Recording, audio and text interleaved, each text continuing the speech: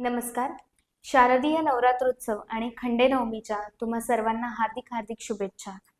आज मला सांगायला खूप आनंद होत आहे की हाय क्रिएशन प्रस्तुत आणि नर्मदा मसाले प्रायोजक असलेली नवसृजना ही सिरीज आज आपला मुलाखतींचा शेवटचा भाग प्रसारित करत आहे. ह्या मुलाखतींना तुम्ही दिलेल्या भरभरून प्रतिसादाबद्दल तुम्हा सर्व रसिक प्रेक्षकांचे मी मनापासून आभार मानते. खरंच खूप खूप धन्यवाद. कारण तुमच्या प्रतिसाद आणि प्रेमामुळे आमचा उत्साह आणि काम करण्याची प्रेरणा द्विगुणित झाली. तसेच आपले ह्या संपूर्ण सिरीजचे प्रायोजक नर्मदा मसाले यांचेही मी विशेष आभार मानते, कारण त्यांच्या सहकार्यामुळे आपल्या ह्या सिरीजमध्ये एक वेगळीच चव आली, अस्सल कोल्हापुरी. तर पुन्हा एकदा नर्मदा मसाले यांचे देखील खूप खूप मनापासून आभार. तर सुरुवात करूया आजच्या गप्पांना. आजही आपल्याला एक हरहुन्नरी आणि अष्टपैलू व्यक्तिमत्व लाभलं आहे. मी स्वागत करते रागिणी कौसडीकर यांचं नवसृजना या सिरीजमध्ये. रागिणी कौसडीकर ह्या एक अत्यंत सुंदर गायिका आहेत. त्यांचं सांगीतिक शिक्षण छत्रपती संभाजीनगरमधून सुरू झालंय. सुरुवातीचे संगीताचे विशारदपर्यंतचे शिक्षण त्यांनी त्यांची आई सौ वर्षा कौसडीकर यांच्याकडून घेतलं. त्यानंतर छत्रपती संभाजीनगरमध्येच तिथेच विद्यापीठात त्यांनी संगीतातून BA, त्यानंतर पुण्याच्या ललित कला केंद्रामध्ये डॉक्टर सुहासिनी कोरटकर यांच्या मार्गदर्शनाखाली त्यांनी संगीतामध्ये MA ही पदवी प्राप्त केली. सध्या त्या विदुषी अनुराधाताई कुबेर यांच्याकडे संगीताचे शिक्षण घेत आहेत. तसेच आपल्या विविध उपक्रमांमधून त्या संगीताचे सतत काही ना काही उत्तम कार्यक्रम तसेच संगीत शिक्षणाचे कार्य करत आहेत. त्यापैकी उल्लेखनीय म्हणता येईल असं त्यांचा द्रुपद गंगा फाउंडेशन, त्या अंतर्गत पंचम स्कूल ऑफ म्युझिक त्या चालवतात आणि त्या अंतर्गत अनेकविध उपक्रम त्या रसिक प्रेक्षकांसाठी करत असतात. तर अशा ह्या अष्टपैलू व्यक्तिमत्वाचे मी आजच्या आपल्या भागात खूप मनापासून स्वागत करते. रागिणीताई, तुमचं ह्या सिरीजमध्ये खूप खूप मनापासून स्वागत. धन्यवाद. कशा आहात तुम्ही? खूप छान. आता मला तुमच्या सांगीतिक प्रवासाबद्दल थोडक्यात माहिती द्या. तुमचा संगीताचा प्रवास कधीपासून आणि कुठे सुरू झाला, तसंच ह्याच क्षेत्रात पूर्ण वेळ करिअर करायचं असं साधारण तुम्हाला कधीपासून वाटलं? मुळात मला सांगायला आवडेल की माझे आई आणि बाबा दोघंही खूप कला क्षेत्राशी निगडीत आहेत. माझी आई मराठी MA, त्यानंतर संगीतात MA, आणि आता मला सांगायलाही आवडेल की तिला स्वस्त बसवत नाही, संस्कृतमध्ये सुद्धा MA करते ती. मग आईला आवड होती, आई क्लासेस घ्यायची आणि सुरुवातीचं माझं विशारदपर्यंतचं शिक्षण माझ्या आईकडे झालं. माझ्या बाबांना आवड आहे आणि उत्तम गातात, उत्तम कानसेन मी नक्कीच म्हणेन. कारण एक छोटासा जरी सूर चुकला तरी ते मला सांगायचे की रगणी हे चुकलंय, म्हणजे इतकं तत्परतेने ते सांगायचे. आणि मला त्यामुळे घरातच मला संगीताचं बाळकडू मिळालं. त्यानंतर विशारद नंतर मग मी BA म्युझिक केलं औरंगाबाद विद्यापीठातून, आणि तिथे मला लक्षात आलं की मला यामध्येच करणं गरजेचं आहे. कारण माझा आवाज माझ्या सगळ्या मित्रमैत्रिणींना, माझ्या आईबाबांना जो जाणवला की तू गायन क्षेत्रामध्ये काहीतरी करू शकतेस, त्या काळामध्ये किंवा त्यापेक्षा थोडंसं आधी 11वी 12वी आणि BA या काळामध्ये मी डान्स, ड्रामा, म्युझिक या तीनही क्षेत्रांमध्ये खूप कंटिन्यू माझं काम चालू होतं. म्हणजे एक ना धड भारावर चिंध्या असं व्हायला नको, म्हणून मग मी गाणं क्षेत्र निवडलं. मग या सगळ्यांची सांगड घालत मला गायनामध्ये ते मी कसं उतरवेल ह्याचा मी थोडक्यात अभ्यास सुरू केला. आणि मग मी गायनच पुढे कंटिन्यू करण्याचा विचार करत ललित कला केंद्र पुणे विद्यापीठामध्ये MA साठी ऍडमिशन घेतलं. तिथे मी डॉक्टर सुहासिनी कोरटकर यांच्याकडे MA पूर्ण केलं आणि काही शारीरिक व्याधींमुळे नंतर ते पूर्णत्वास गेलं नाही, पण त्यांनी मला त्यांच्याच गुरुभगिनी विदुषी अनुराधा कुबेर यांच्याकडे मला जाण्यासाठी सांगितलं आणि आता माझं सध्याचं शिक्षण त्यांच्याकडे चालू आहे. वा, किती छान. म्हणजे खरंच आहे की आपण म्हणतो गीतम वादम तथा नृत्यमच्या संगीतम उच्चते, तसंच अगदी काहीच आहे. आणि एक छोटंसं मला त्याबद्दल असं विचारावं असं वाटतं की जसं तू म्हणाली की तुला तुझ्या घरातूनच संगीताचे बाळकडू मिळाले, आई बाबा अत्यंत उत्तम गायक कानसेन आहेत, मग तुझं रागिणी हे नाव ठेवण्यामागे सुद्धा तोच काही हेतू तोच होता का? उद्देश होता. हो. कारण माझा भाऊ जेव्हा झाला तेव्हाही ओंकार हेच हम्म. ठरवलेलंच होतं त्या दोघांनी, की मुलगी झाली तर रागिणी आणि मुलगा झाला तर ओंकार.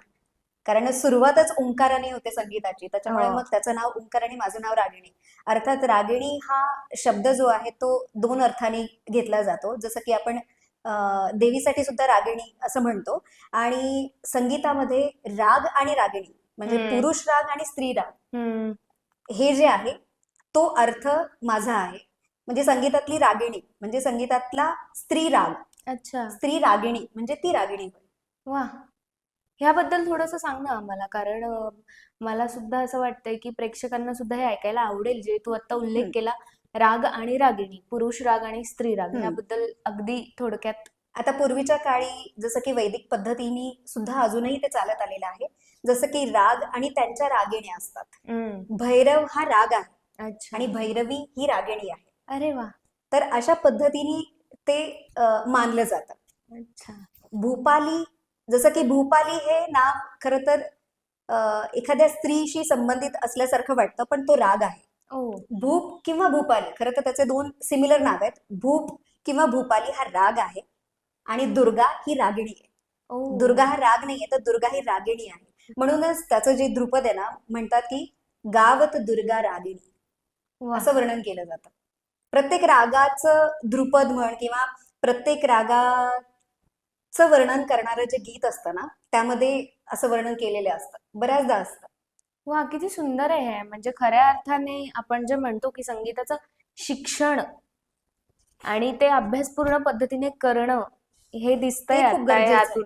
अगदीच खरंच, कारण फक्त हा चला आम्ही गांधर्वच्या परीक्षा दिल्या आहेत आणि मग आता परफॉर्म करतो आहोत, इथपर्यंत ते मर्यादित न राहता त्याच्या हम्म. डिटेलिंग मध्ये जाणं, तो सुंदर रीतीने अभ्यास करून मुळात ते समजवून घेणं आणि मग ते आत्मसात करणं आणि मग ते कुठेतरी रसिकांसमोर प्रेझेंट करणं, हे खूप जास्त गरजेचं आहे. मला तर ते खूप छान दिसतंय तुझ्या या संभाषणातून. मस्त छान वाटलं.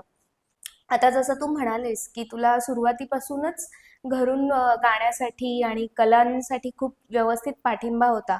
तुझं सुरुवातीचं शिक्षण जे आहे ते छत्रपती संभाजीनगरमध्ये झालं आणि त्यानंतर तू पुण्यात आलीस. तर तुझा हा प्रवास कसा होता?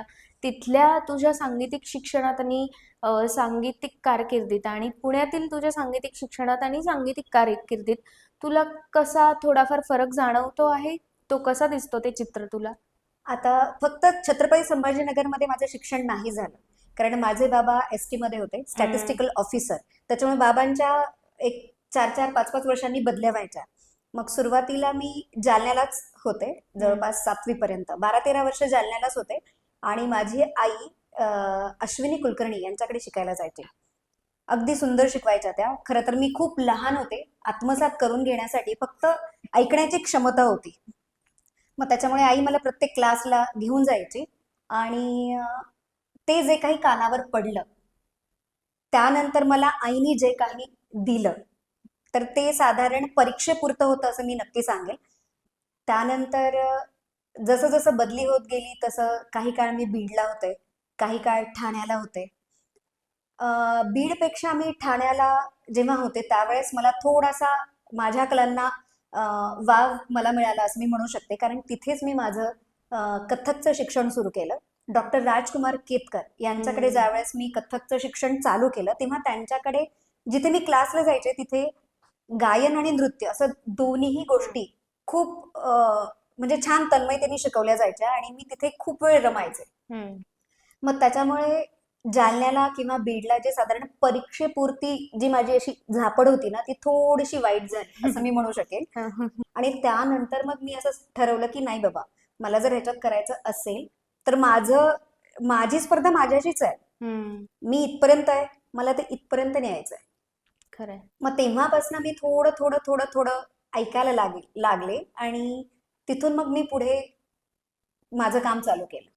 आता ठाण्यानंतर मग बाबांची बदली झाली छत्रपती संभाजीनगरला आणि तिथे सुद्धा मला तीनही गोष्टी करायला खूप मिळाल्या आणि मला सांगायलाही आवडेल की बी ए करताना, बी ए सेकंड इयर, थर्ड इयर करताना मी कॉलेजची लेडीज रिप्रेझेंटेटिव्ह होते. हम्म. त्याच्यामुळे सगळ्या दृष्टीने स्त्रियांसाठी, महिलांसाठी मला काय काय करता येईल हे छोटे छोटे प्रोजेक्ट्स मी त्यावेळेस केले. आणि विद्यापीठामध्ये पण मी मराठी आणि संगीत विषयात पहिली होते आणि त्या पूर्ण वर्षामध्ये मला क्या 9 बक्षिसं मिळाली होती. आणि मला त्याच्यात सांगायला हे पण आवडेल की पंडिता रोहिणी भाटे यांनी जे लहेजा पुस्तक लिहिलंय, हम्म. तर त्याची समरी मला लिहायला सांगितली होती. क्या आणि बात त्या आहे. समरीवर मला एक पहिलं बक्षीस मिळालं होतं.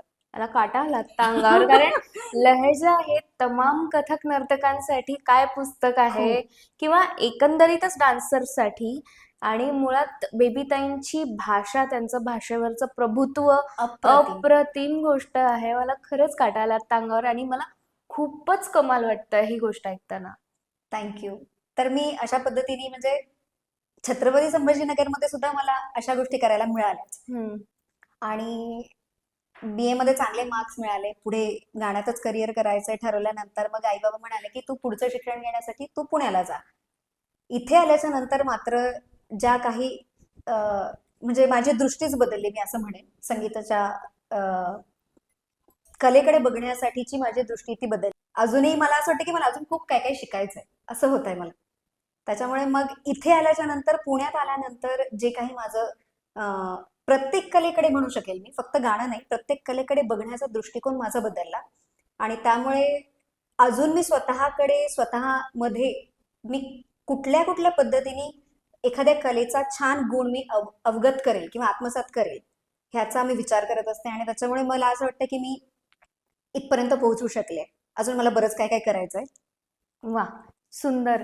हे खरंच खूप महत्वाचं आहे. महत्वाच्या काही गोष्टी तू सांगितल्यास, तुझ्या बोलण्यातनं त्या आल्या ओघाने, की तुला अजूनही कायम सतत शिकत राहावंसं वाटतंय. ही एका खऱ्या कलाकाराची जमेची बाजू आहे असं मला वाटतं. कारण आपण जोपर्यंत, जेव्हा आपण समाधानी होतो तिथे आपण संपतो, असं माझ्या गुरु कायम मला सांगायच्या. ते मला आता इथे आठवलं.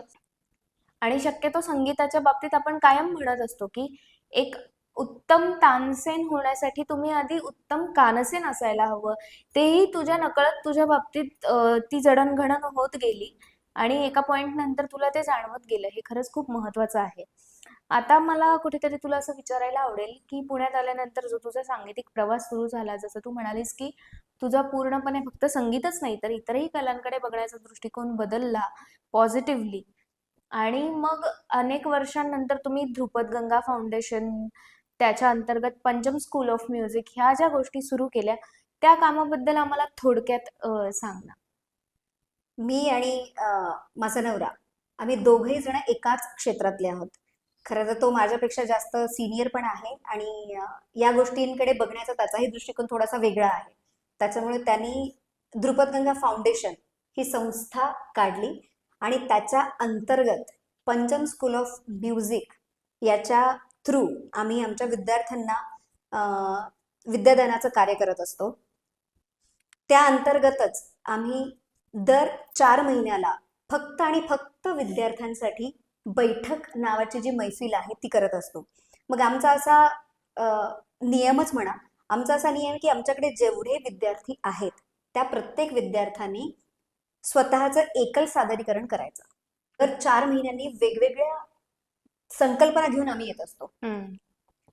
आणि मला हेही सांगायला आवडेल की द्रुपदगंगा फाउंडेशनच्या अंतर्गत आम्ही अनुभूती मासिक संगीत सभा करतो. आणि जे की वर्षोनवर्ष चालू आहे.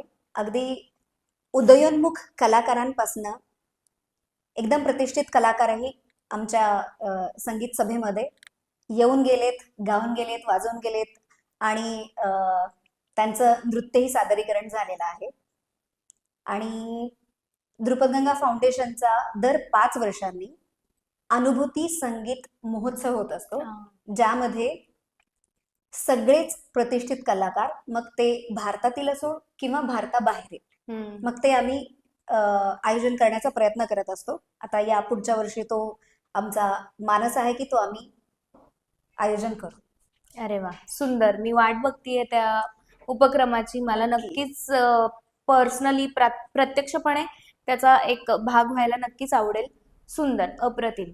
आता मला असं विचारायचं आहे की तुम्ही आता म्हणालात तुम्ही पंचम स्कूल ऑफ म्युझिकच्या अंडर विद्यादानाचं काम करता, सांगीतिक वेगवेगळ्या मैफिली, स्पेशली स्टुडंट्सच्या सुद्धा. तर ह्यामध्ये आत्ताच्या काळात जेव्हा आपण क्लासिकल म्युझिकचं शिक्षण देण्याचं काम करतो विद्यार्थ्यांना असेल किंवा आजच्या पिढीला किंवा आजच्या काळात जुन्या लोकांना कोणालाही, तर ती जी मानसिकता आहे शास्त्रीय संगीत शिकण्याची, ती त्याबद्दलचा संयम आहे का खरंच सगळ्यांमध्ये? कारण जेवढं एक ऑब्झर्वेशन आहे त्यामधून असं वाटतं की शास्त्रीय संगीत आणि शास्त्रीय नृत्य, इवन त्या बाबतीत जर नाटकाचाही आपण विचार विचार. केला तर संयम फारच कमी आहे आणि कुठेतरी ह्यामध्ये रियालिटी शोज ह्या गोष्टीचा प्रभाव आहे का ह्या शिक्षणावर त्या पद्धतीने? असं तुम्हाला वाटतं का? ह्याबद्दल तुमचं काय मत आहे? आता जर ज्या लोकांना जेन्युनली शिकायचं आहे ना, त्यांनी ही अपेक्षाच करू नये की मला 6 महिन्यामध्ये गाणं येईल. बरेच पालक असे आहेत की जेव्हा आमच्याकडे विचारणा करण्यासाठी येतात की आम्हाला क्लास लावायचा आहे, पण आम्हाला 3 महिन्यात मुलगा आम्हाला टीव्हीवर दिसला पाहिजे किंवा वर्षभरात टीव्हीवर दिसला पाहिजे, किंवा तुम्ही सांगा की आमचा मुलगा किंवा मुलगी किती वर्षांमध्ये, किती महिन्यांमध्ये तयार होईल. हे खरं तर मुळात विचारणंच चुकीचं आहे असं मला वाटतं. कारण कला ही अशी आहे की आपण कलेसाठी नाही आहोत, कला आपल्यासाठी आहे. खरंय. त्याच्यामुळे ती आत्मसात करण्यासाठी ना अवकाश लागतोच आणि तो संयम प्रत्येकाला पाहिजेच, इवन शिकवणाऱ्याला सुद्धा आणि शिकणाऱ्याला सुद्धा. हम्म. आता हल्ली आहे, लोकांना आवडतं रियालिटी शोज मध्ये जायला. अर्थात ते चुकीचं आहे असं मी म्हणणार नाही, पण जे अगदी लहान लहान मुलं आहेत जेव्हा हम्म. स्टेजवर जातात, हम्म. उत्तम गातात, ठीक आहे, त्यांचं काम उत्तमच आहे, उत्तम गातात, पण ज्यावेळेस ते तिथून बाहेर पडतात त्यांच्यापेक्षा कोणी वरचढ गेलं की त्यांना ते पटत नाही. हम्म. त्याच्यामुळे मला असं वाटतं की जाऊ देत, नक्की जावं त्यांनी. तोही अनुभव एक वेगळा असतो, पुढच्या पूर्ण आयुष्यासाठी त्यांना ते पुरणारं असतं. पण मग तिथे हुरळून जायचं नाहीये, तुम्हाला जमिनीवरच थांबायचं हे लक्षात घेणं खूप गरजेचं आहे. आणि हे लक्षात आणून देण्याचं काम तुमच्या पालकांनी आणि तुमच्या गुरूंनी करणं गरजेचं आहे. एकदा तुम्ही टीव्हीवर गेलात म्हणजे तुम्ही खूपच हायफाय गाता, खूपच उत्तम गाता, हम्म. हा जो भ्रम आहे ना लोकांचा, इवन अगदी छोट्या मुलांचाही तोच भ्रम आहे की मी टीव्हीवर जाऊन आलो म्हणजे मी कायच केलंय. हम्म. हा जो भ्रम आहे ना, हा गोड गैरसमज पहिले तर डोक्यातून काढून टाकणं गरजेचं आहे. दोघांकडे जर गुरु आणि शिष्याचा जर संयम एकत्र झाला ना, तरच तो विद्यार्थी पुढे जाऊ शकेल आणि शिक्षक सुद्धा त्या विद्यार्थ्यासाठी काहीतरी वेगळं करू पाहतो. खरंय. जसं की मी आत्ताच म्हणाले की प्रत्येक आमचा विद्यार्थी एकल सादरीकरण करतो. हम्म. मग ते एकल सादरीकरण करण्यासाठी जी काही 1.5-2 महिन्याची मेहनत असते ती पण खूप महत्वाची आहे. हो. त्याच्यामुळे मग मग तो विद्यार्थ्यांनी अभ्यासही करायचा आहे, हम्म. परीक्षाही द्यायच्या आहेत, हम्म. स्वतःचा रियाजही करायचा आहे, आमच्याकडे येऊन प्रॅक्टिसही करायची आहे, रेकॉर्डिंग ऐकायचं आहे. मग ह्याचा सगळ्याचा जो ताळमेळ आहे ना, तो बांधण्याचा, तो थोडक्यात शिकवण्याचा आम्ही प्रयत्न करतो असं मी म्हणेल. एखाद्या वेळेस समोरच्या विद्यार्थ्याला नाही कळत, मग आम्ही वेळ कधी देऊ, मग माझा नवरा सगळे पूर्ण शेड्यूल विचारतो प्रत्येक विद्यार्थ्याला की तुझं हे काय, तुझं ते काय, मग एवढा वेळ तू गाण्यासाठी काढ, एवढा वेळ तू हार्मोनियमसाठी काढ. म्हणजे हे सांगणं सुद्धा आजकाल मी कुठेच पाहिलं नाही. हो, खरंच खरंय. सांगते, म्हणजे माझा नवरा आहे म्हणून मी नाही सांगत ते कौतुक, पण तो ज्या पद्धतीने प्रत्येक विद्यार्थ्यासाठी करतो ना, माझंही नाही होत तेवढं करणं. म्हणजे अशा पद्धतीने तुम्ही जर शिष्याकडे आणि शिष्याने गुरुकडे बघण्याचा सुद्धा एक दृष्टिकोन आहे, तो सुद्धा जर बदलला ना, तर विद्यार्थी नक्की पुढे जाईल. खरंय. खरंय. खरंय मात्र ही गोष्ट. शास्त्रीय संगीताच्या शिक्षणात आणि शिस्त आणि संयम खूप जास्त पाहिजेच. महत्वाचा आहे आणि त्या संस्कारांनी जर ते आपण शिक्षण घेतलं तर नक्कीच त्याचा आउटपुट सुद्धा आपल्याला तसंच बघायला मिळतं. नाहीतर आपण फक्त कुठल्याही गोष्टीमध्ये घाई केली आणि एक फक्त नाही आम्हाला तेवढंच पाहिजे आहे ह्या लिमिटेड गोष्टींवर समाधानी राहिलो तर त्या गोष्टीचा रिझल्टही तसा आपल्याला दिसत नाही, हे मात्र नक्की. आतापर्यंतच्या आपल्या गप्पांमधून मला तुझ्यामध्ये एक वेगळीच चुणूक, एक वेगळाच आत्मविश्वास दिसतोय आणि हा खूप गरजेचा आहे, खूप छान गोष्ट आहे. तर मला तुला असं विचारावंसं वाटतं की मग एक सक्षम स्त्री म्हणजे काय असते असं तुला वाटतं? मला असं वाटतं की सगळ्यात पहिले तर त्या स्त्रीनी ना मानसिक दृष्ट्या सक्षम पाहिजे. म्हणजे कुठलीही परिस्थिती जर तिच्यावर आली, सुखदुःखांमध्ये ना तिने ना स्वतःचं मन कणखर केलं पाहिजे, काहीही असो. मग ती सक्षम स्त्री मी म्हणेल. आता ह्या सगळ्या जबाबदाऱ्या सांभाळत असताना करिअरच्या ठिकाणी जेव्हा खाजगी आयुष्यातल्या काही गोष्टी येतात, काही प्रसंग येतात, बऱ्याचदा आपल्याला असं होतं की आपल्याला आपलं करिअरचं क्षेत्र कला क्षेत्र असल्यामुळे कदाचित बऱ्याचदा खाजगी काही प्रसंग स्किप करावे लागतात, त्या ठिकाणी कॉम्प्रोमाइज करायला लागतं आणि मग कामावर कॉन्सन्ट्रेट किंवा बऱ्याचदा काही इकडच्या गोष्टींमुळे काही कामांच्या बाबतीत वेगळे निर्णय घ्यावे लागतात. त्यावेळी येणारा जो ताणतणाव आहे किंवा तिथलं जे स्ट्रगल आहे, त्या सगळ्या गोष्टींवर तू स्वतःला कसं सांभाळतेस किंवा तिथून तुझा वे आउट म्हणून काय आहे? नवरा. नवरा कशाला जो काही ताण तणाव येतो, स्ट्रेस येतो, तो त्याच्यावर टाकून द्यायचा. मला थोडस रिलॅक्स होण्यासाठी माझा नवरा मदत करतो. त्यामुळे तो कधी कधी स्वयंपाक करून ठेवतो, कधी कधी एखादा माझा क्लास तो घेतो. मग त्याच्यामुळे मला स्वतःसाठी वेळ मिळतो. आपल्या गप्पांमधून सुरुवातीपासून बऱ्याचदा हा उल्लेख झाला इथे की तुम्ही दोघेही एकाच क्षेत्रातले आहात, त्यामुळे इथे काम करताना तुम्हाला बऱ्यापैकी सोपी गोष्ट जातीये. बऱ्याचदा अनेकांचा हा देखील अनुभव असतो की एकाच क्षेत्रातले असल्यावर कदाचित वेगळीही बाजू बघायला मिळते, कुठेतरी दोन वेगळी टोकं किंवा थोडीशी तिथल्या तिथे सुद्धा कॉम्पिटिशन आणि मग फिनान्शियल इंडिपेंडन्सच्या वेगळ्याच गोष्टी. तर ह्या सगळ्यांबद्दल तुझं काय मत आहे किंवा तुझा काय अनुभव आहे पर्सनली? आता एक सगळ्यात पॉझिटिव्ह गोष्ट अशी आहे की आमच्याकडे ना गिव्ह अँड टेक खूप होतं. म्हणजे कुठले तो क्लास घेत असेल तर मी एखादी गोष्ट समजा त्याला सांगितलं तर तो सुद्धा पॉझिटिव्हली ती गोष्ट घेतो आणि ती लगेच अप्लाय करतो. त्याने एखादी गोष्ट मला सांगितली तर लगेच मी ती गोष्ट अप्लाय करते, कारण ते माझ्यासाठी चांगलं आहे ना. आपल्या सगळ्यांनाच माहितीये की निंदकाचे घर असावे शेजारी, अशी म्हण आहे. तर मग तसं मी माझ्यासाठी म्हणेन. मी थोडंसं कमी बोलते, पण तो मला प्रत्येक गोष्टीमध्ये सांगत असतो की रागिणी हे असं आहे, रागिणी ते तसं आहे. ते तसं गायली तर त्याचे भाव पटकन समोरच्यापर्यंत पोहोचतील. म्हणजे ही निंदा म्हणून नाही, पण क्रिटिसिझम म्हणू शकतो आपण कदाचित. हो. मग त्याच्यामुळे ना माझं स्वतःचं निरीक्षण आणि रियाज माझा वाढत जातो की अरे मला हा शब्द येत नाहीये, मग त्या शब्दाचं उच्चारण मी कसं करायला पाहिजे. मग त्यांनी समजा जर मला सांगितलं असेल की हे असंच गा, तर मग ते मी तसं गाऊन बघते, मग वेगवेगळ्या पद्धतीने गाऊन बघते, मग कुठलं छान आहे. जर त्यांनी सांगितलेलं असेल तर मी लगेच तसंच गाणार. मग मीही त्याला बऱ्याच गोष्टी सांगते आणि आमच्यामध्ये बऱ्याच गोष्टी सांगीतिक गोष्टींवर जास्त चर्चा होते, कारण बाकीचा गॉसिप करायला आम्हाला तेवढा वेळच नसतो. अगदी खरं सांगायचं तर. खरं ही गोष्ट.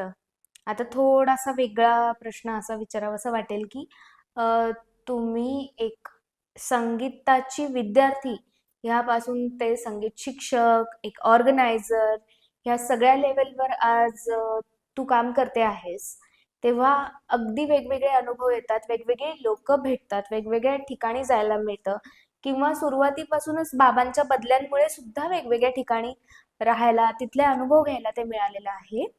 तर घरी थोडंसं प्रोटेक्टिव्ह वातावरण असल्यामुळे ते तर आहेच उत्तम, पण सध्या जे काही आपण गोष्टी ऐकतोय स्त्रियांच्या बाबतीतल्या, आत्ताही बऱ्याच ठिकाणी ह्या सगळ्या कामांमुळे एकटीला फिरावं वगैरे लागत असेल किंवा बऱ्याच लोकांशी एकटीला कनेक्ट व्हावं लागत असेल, तर त्यावेळी तुला सुरक्षित जाणवतं का? मला असं वाटतं की मी तरी आपल्या कलाक्षेत्रात सुरक्षित आहे, कारण आम्हाला विषय होता सौंदर्यदृष्टी, सौंदर्यशास्त्र. तर त्याच्यामध्ये जे वाक्य होतं ना की आपली दृष्टी बदलली पाहिजे, तर त्याच्यामुळे मग मी बघण्याची माझीच दृष्टी बदलवते. भले समोरचा व्यक्ती चांगला असो किंवा नसो, त्या माणसामध्ये किंवा त्या व्यक्तीमध्ये चांगली गोष्ट काय आहे ज्याचा मी अवलंब करू शकेल. त्याच्यामुळे अर्थात बाहेरचं वातावरण फार चांगलं आहे असं मी म्हणणार नाही, पण तरीही माझ्या आईबाबांनी मला शिकवणच अशी दिली आहे की आपण कुठेतरी जात आहोत तर त्याची थोडी तरी माहिती तुम्हाला हवी. खरंय. त्या व्यक्तीबद्दल म्हणा किंवा त्या जागेबद्दल म्हणा. त्याच्यामुळे ते थोडंसं घेण्याचा मी आधी प्रयत्न करते आणि त्यानंतर मग एक आपण म्हणतो ना डिस्टन्स ठेवूनच बोलणं किंवा डिस्टन्स ठेवूनच संपर्क वाढवणं, हे मात्र मी नक्की करते. आता ह्या सगळ्या प्रवासात तू कोणाचं काम आदर्श म्हणून डोळ्यासमोर ठेवतेस? तुझे आदर्श कोण आहे? विचारांच्या बाबतीत म्हणशील तर मला स्वामी विवेकानंद मुळातच विचारांमुळे खूपच आवडतात. त्याच्यामुळे विचारांच्या बाबतीत त्यांचा आदर्श मला आहे असं मी म्हणेल. आणि देशाप्रती काही जर तुम्ही करायची इच्छा असेल तर राणी लक्ष्मीबाई. हम्म. कारण त्यांनी त्यांचं संपूर्ण आयुष्यच आपल्या देशासाठी अर्पण केलंय. हो. मग ते आपल्या विचारांनी असो किंवा शारीरिक दृष्ट्या असो, त्यांना जेव्हा जेव्हा शक्य असेल तेव्हा त्यांनी आपलं काम केलेलं आहे. त्याच्यामुळे मला असं वाटतं की त्यांचा तो बाणा म्हण किंवा धैर्याने पुढे जाणं म्हण, हम्म. त्यांचं एक मला अजून एक मुद्दा असा खूप आवडतो की शिक्षणावर प्रेम करा. हा. कारण तुम्ही जर शिक्षणच जर नाही घेतलं तर काय समोरच्याला सांगणार आहेत, काय विद्यादान करणार आहात. तर त्याच्यामुळे अशा म्हणजे एकच व्यक्ती आदर्श म्हणून घ्यावा असं मला नाही वाटत. हम्म. हे दोन आदर्श जरी असले तरी प्रत्येक व्यक्तीमधले जे काही गुण आहेत ते सुद्धा माझ्यासाठी आदर्श आहेत. मग ती लहान व्यक्ती असो किंवा मोठी व्यक्ती असो. लाईफ मध्ये तुझा सक्सेस मंत्र काय आहे? असं काही सक्सेस मंत्र म्हणून नाही, पण एकच आहे, रियाज जो करेगा वो राज करेगा. हा. पण रियाज हा सक्सेस मंत्र आहे असं मी म्हणेन. खरंय खरंय. रियाज, साधना आणि हे जे बोललीस ते अगदी खरंय. रियाज करो, राज करो. त्याच्याशिवाय अगदीच पर्यायच नाहीये. खरंय खरंय खरंय. खूपच मस्त, खूपच सुंदर. ताई, इतकं सुंदर तुझ्याकडून सगळं ऐकायला मिळालं. तर मला तुला असं विचारायला आवडेल की तुझे सध्या म्हणजे तुझे इंडिव्हिज्युअल्स असतील किंवा द्रुपद गंगा फाउंडेशनच्या अंतर्गत आगामी काळात काय प्रोजेक्ट्स आहेत त्याबद्दल आम्हाला थोडंसं सांग. मासिक संगीत सभा तर आहेतच. हम्म. ठीक आहे. सध्या अगदी मोठ्या प्रमाणात न करता आम्ही घरगुती बैठका सध्या चालू आहेत. विद्यार्थ्यांसाठीच्या ज्या प्रॉपर बैठक जी मैफिल आहे तीही चालू आहे. आणि एक सांगायचं राहिलं, प्रत्येक महिन्यात किंवा 1.5-2 महिन्यामध्ये कुठलाही सणवार असेल किंवा कुठलं असं औचित्य असेल तर ते घेऊन त्या थीमवर आधारित आम्ही विद्यार्थ्यांना गाणं शिकवतो आणि त्याचं सादरीकरण मुलं करतात. हो. आणि मी आणि माझे मिस्टर आम्ही दोघेही जण जास्तीत जास्त प्री स्कूलला कनेक्टेड आहोत. मी जसं तू जेव्हा मला प्रश्न विचारला होता की आत्ताची जी पिढी आहे त्याला काय करता येईल, त्याचं मी छोटंसं उदाहरण सांगते. आम्ही दोघेही जण या शाळांना खूप कनेक्टेड आहोत आणि शास्त्रीय संगीताची जाणीव मुलांना व्हावी. जर आपण अगदी लहान मुलांपासून जर आपण पुढे तो वारसा चालवण्याचा प्रयत्न केला तर पुढची पिढी नक्की घडेल आणि ती त्याच्या पुढच्या पिढीला घडवेल असा आमचा मानस आहे, अपेक्षा आहे. आणि जसं म्हणाले की 5 वर्षांनी अनुभूती महोत्सव होतो, तो 3 दिवसीय अनुभूती महोत्सव येत्या पुढच्या वर्षामध्ये आम्ही करणार आहोत. तर आपण सगळेजण आमंत्रित आहात. वा वा वा, सुंदर सुंदर. तुमच्या या सगळ्याच उपक्रमांना खूप खूप शुभेच्छा. पण मला इथेच नाही थांबायचंय. मला तुला हाय क्रिएशनच्या वतीने एक छोटीशी विनंती करायला आवडेल की आपल्या इतक्या सुंदर सांगीतिक गप्पा झाल्या, आज आपण मुलाखतींचा शेवटचा भाग प्रसारित करतोय, तर त्या निमित्ताने तुझं एखादं छोटंसं सादरीकरण आम्हाला ऐकायला नक्कीच आवडेल. नक्की. मी जसं म्हणाले की अगदी लहान मुलांना, प्री स्कूलच्या विद्यार्थ्यांना काय सारखं सारखं तेच सारेगम गायचं आहे, काय सारखे सारखे तेच शब्द घ्यायचे आहेत असं होतं. त्याच्यामुळे मी जेव्हा ललित कला केंद्रामध्ये होते तेव्हा मला डॉक्टर केशव चैतन्य कुंटे शिकवायला होते. तर त्यांनी या लहान मुलांसाठी ना काही बडबड गीतं तयार केली. तर त्यापैकी एक बडबड गीत मी आज तुमच्यासमोर सादर करणार आहे. आणि मी आणि माझा नवरा आम्ही दोघेही जण अशा पद्धतीची हिंदी आणि मराठी बडबड गीतं खास विद्यार्थ्यांसाठी घेतो. सारे गा म गा रे मिलकर, सारे गा म गा रे मिलकर, पवन चलत है सनननननन, पवन चलत है सनननननन, बरसत मेघा रिमझिम रिमझिम, रिमझिम रिमझिम रिमझिम रिमझिम, भंवरा करता गुनगुन गुनगुन, गुनगुन गुनगुन, बन में नाचे मोर मोरनी, मोर मोरनी, कोयल बोले पियू पियू पियू पियू, मृदुंग बोले धिमकिट धा धिमकिट धा धिमकिट, नूपुर बोले नाचो नाचो नाचो नाचो, सब मिल गाए सा सा सा सा सा सा, सारे ग म ग रे सा, सारे ग म गा रे मिलकर, सारे ग म गा रे मिलकर. आणि आज कार्यक्रमाची सांगता होतीये आणि नवरात्री ह्या दोन्ही गोष्टी एकत्र आल्यात. त्यामुळे मी आज भैरवीमधली डॉक्टर प्रभा अत्रे यांनी गायली जी जगत जननी भवतारिणी मोहिनी तू नवदुर्गा वा. ही बंदिश मी आपल्यासमोर सादर करते.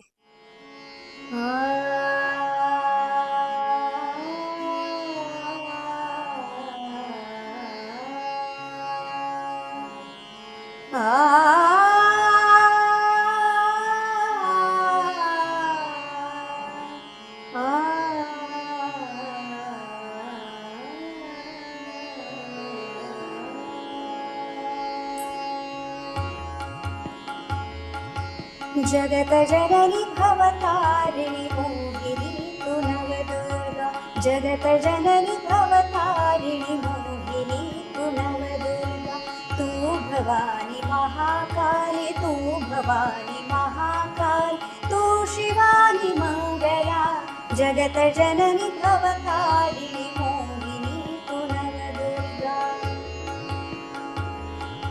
शारदा सरस्वती ज्ञानदेवी वंदना शारदा सरस्वती ज्ञानदेवी वंदना शांति सुख की हो विमला शांति सुख की हो विमला ज्ञान दातु हो सकला जगत जननी भवतारिणी मोहिनी तू नवदुर्गा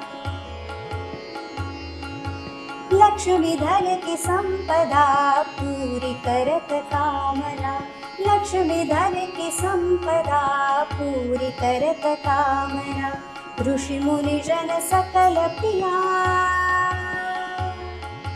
ऋषि मुनि जन सकल प्रिया कोमला तु चंचला जगत जननी भवतारिणी मोहिनी तु नवदुर्गा जगत जननी भवतारिणी मोहिनी तु नवदुर्गा तू भवानी महाकाली तू भवानी महाकाल तू शिवानी मंगला जगत जननी भवतारिणी मोहिनी तु नवदुर्गा मोहिनी तु नवदुर्गा मोहिनी तु नवदुर्गा. डिवाइन. किती सुंदर आवाज आणि अत्यंत सुंदर बंदिश. म्हणजे मी म्हणेल की ह्या बंदिशीच्या निमित्ताने खऱ्या अर्थाने या सिरीजला आणि हाय क्रिएशनला देवीचा आशीर्वाद मिळालाय. खरंच नक्की, खूपच नक्की. सुंदर सादरीकरण झालं आणि धन्यवाद. अशी ह्या सिरीजची सांगता व्हावी यापेक्षा सुंदर असं काहीच नसेल असं मला वाटतं.